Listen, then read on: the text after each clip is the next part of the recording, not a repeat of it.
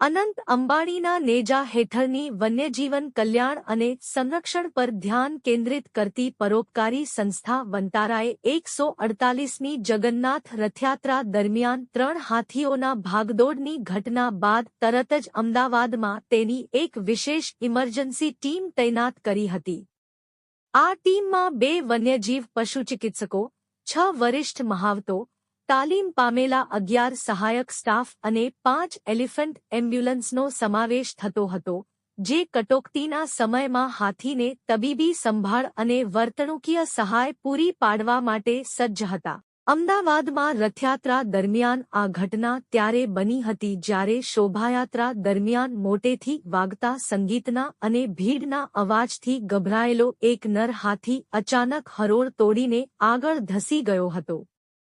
પાછળ આવી રહેલા 2 હાથીઓ પણ ગભરાઈ ગયા અને દોડી ગયા, જેના કારણે શોભાયાત્રામાં ખલેલ પહોંચી અને થોડા સમય માટે અંધાધૂંધી ફેલાઈ ગઈ હતી.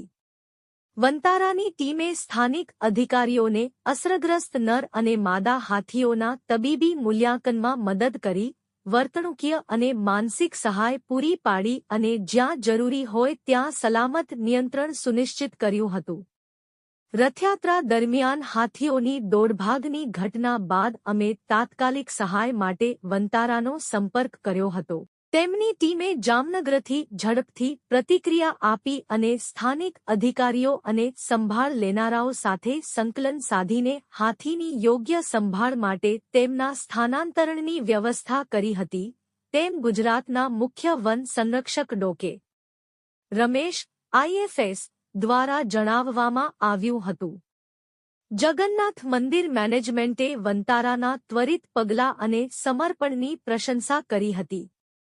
વંતારાએ આ હાથીઓને તાત્કાલિક જરૂરી તબીબી સહાય અને પુનર્વસન મળે તે સુનિશ્ચિત કરવા માટે ખૂબ જ પ્રતિબદ્ધતા દર્શાવી હતી, તેમ શ્રી જગન્નાથ મંદિર ટ્રસ્ટ સમિતિના ટ્રસ્ટી મહેન્દ્ર ઝાએ જણાવ્યું હતું. વંતારા વિશ્વનું સૌથી મોટું એલિફન્ટ કેર સેન્ટર ધરાવે છે, જે 998 એકરમાં ફેલાયેલું છે.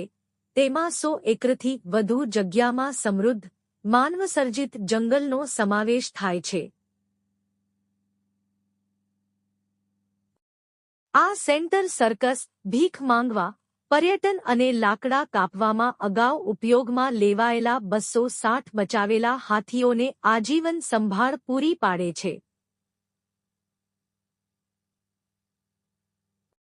આ સેન્ટર વિશ્વની સૌથી મોટી એલિફન્ટ હોસ્પિટલ પણ ધરાવે છે અને તેણે મહત્વની અનેક પશુચિકિત્સાને લગતી નવીનતાઓનો પાયો નાખ્યો છે, જેમાં નર હાથી પર પ્રથમ મોતિયાની શસ્ત્રક્રિયા અને હાથીઓ માટે વિશ્વના પ્રથમ હાઇપરબેરિક ઓક્સિજન ચેમ્બરનો સમાવેશ થાય છે. તેની સુવિધાઓમાં હાઇડ્રોથેરાપી પૂલ, કુદરતી તળાવો, કાદવના ઢગલા, પાણીના ફુવારા, રેતીના ઢગલા અને સાંકળમુક્ત મસ્ત એન્ક્લોઝરનો સમાવેશ થાય છે, જે બચાવાયેલા હાથીઓમાં વ્યાપક શારીરિક અને માનસિક સ્થિતિની પુનઃપ્રાપ્તિ કરાવવામાં મદદ કરવા માટે તૈયાર કરવામાં આવી છે. વંતારાના એલિફન્ટ કેર સેન્ટરમાં 150થી વધુ પ્રોફેશનલ્સ કાર્યરત છે, જેમાં પશુચિકિત્સકો, જીવવિજ્ઞાનીઓ અને પ્રશિક્ષિત સંભાળ રાખનારાઓનો સમાવેશ થાય છે, જેઓ પ્રાણીઓને સકારાત્મક મજબૂતીકરણ પર આધારિત નૈતિક, કરુણાપૂર્ણ સંભાળ પૂરી પાડે છે.